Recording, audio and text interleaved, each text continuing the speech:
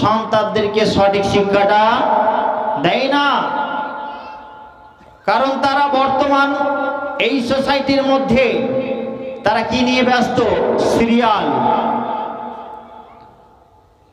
আর আমাদের বর্তমানে ছেলেরা সুদ, ঘুষ, জিনা, ব্যভিচার এগুলো নিয়ে ব্যস্ত।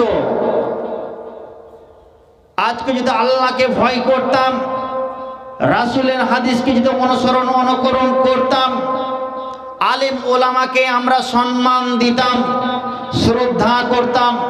আলেম ওলামাকে আমরা শ্রদ্ধা করি না, সালামও জানাই না।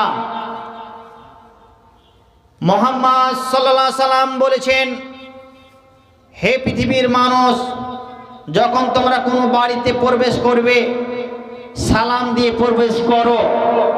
যদি আমরা বাড়িতে সালাম দিয়ে প্রবেশ করি, ওই বাড়িটা মুহাম্মদ সাল্লাল্লাহু আলাইহি সাল্লাম বলেছেন ওটা একটা জান্নাতের বাগান তৈরি হয়ে যাবে।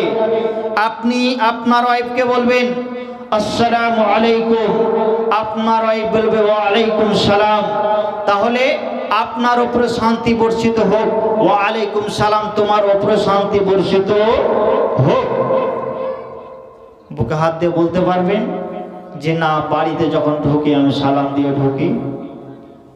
মাঠে গেছেন ভুট্টা লাগাইতে, ভুট্টা চালতে, লাড়ির একটু লেট হয়েছে তো বাড়িতে এসে সেই করে বিভিন্ন করে গালি গালাজ করি না? কেমন করে শিক্ষা দিবে? কেমন করে আপনার সন্তানরা মানুষ হবে? বন্ধু আমার, মা এত গুরুত্বপূর্ণ।